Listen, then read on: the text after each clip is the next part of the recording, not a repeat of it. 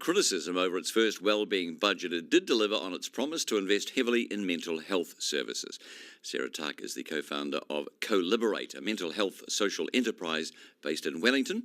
She joins me now. So has the government delivered on its promise to invest in mental health services, do you think? Well, I think $1.9 billion is definitely a huge investment, more so than what we've seen in previous budget allocations.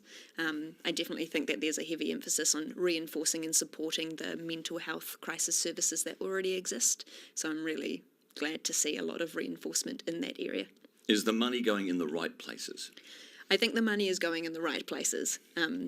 I wanted to see a little bit more support going towards teachers, only because what we know of teachers is they do a lot of recognising signs and signals of distress in their students, and young people are some of our concerning rates at the moment. Do people actually realise how much or what state, I'm reluctant to say the country is mental health wise, but it's an issue that more and more people are talking about. And I wonder if it's always been there, it's just now we recognise it more. Yeah, I think in the last 3 to 5 years, we've seen a huge rise in awareness around mental health, acknowledging that everybody has mental health and acknowledging that distress actually does exist, and a lot of people at any given point in time can experience moments of distress in their lives. I think the rise in awareness is great because we're finally talking about it, but what we also know is that while talking about is good, actually having the skills to reinforce what we know and understand of mental health to actually support someone in a moment of distress and actually get them to the right supports they need. And more people putting their hands up, not afraid to be stigmatised. Not afraid, and yeah, I think there is an individual responsibility in equipping ourselves with the skills and understanding to be able to respond to people in our circles in a moment of distress, because we never know when that's going to arise. Does an improvement in people's mental health help improve business? Yes. How? Yes. I was actually talking to someone the other day who has calculated how much in lost productivity his business has spent in the last 6 months. A lot of people, instead of even showing up to work, have days off because they just can't bring themselves to show up as their best selves to work.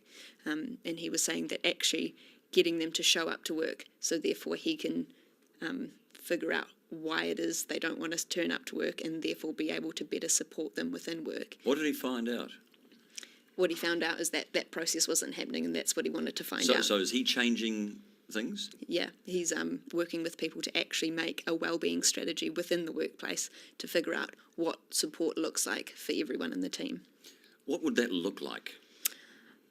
My perspective is that equipping people with the right skills and capability to recognise and respond to distress in their team is essential. Things like training people in mental health first aid, which is all around understanding distress, how to recognise all of the really subtle signs of what distress looks like. I think a lot of us perceive distress to look like a really loud panic, but a lot of the time distress is actually really low-level underlying. Can you give me an example of perhaps a symptom?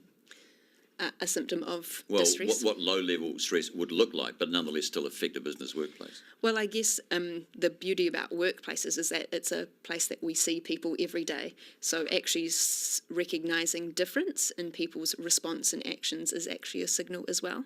When you know someone, and you know someone to be quite funny and jokey, and then over the next few weeks you recognise that they're not really the person that you've known and seen them to be, that's a signal, and a signal just to reach out and go, hey, is everything going on?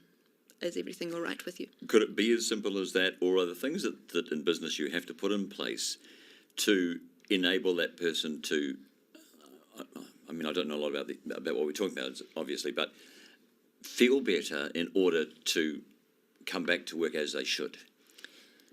So you're saying to put things in place outside of the workplace so people can show Well, up. even change the workplace a little bit. I mean, we all think of it like a 9-to-5 work day. If someone's stressed or whatever it is, do you say, look, take half a day here, perhaps you can make it up later or something, or don't work 9 to 5, if it helps you come in later, work a bit later? Are those sorts of things what we're talking about too? Definitely, I think flexible work arrangements add to our general sense of well-being.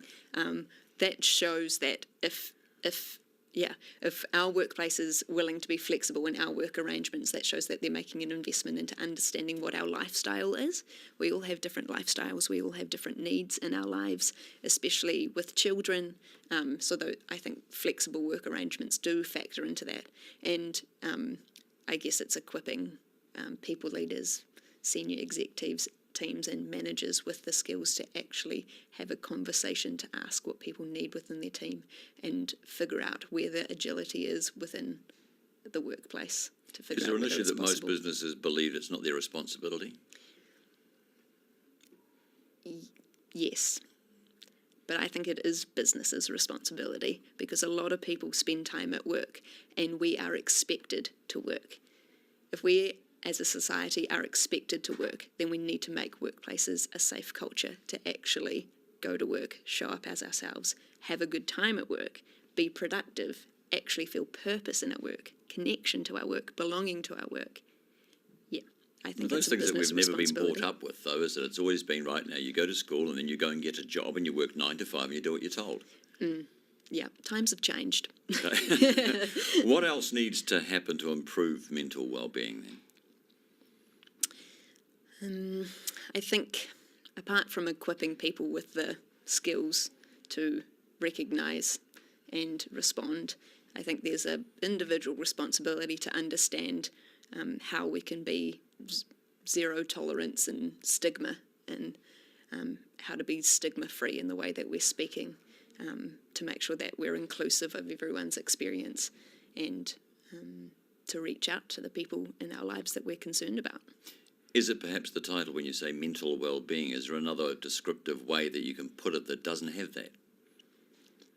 I mean, I guess that some people don't want to think of, I wouldn't want you to think of me as not being mentally healthy, for example, and therefore I might not come forward.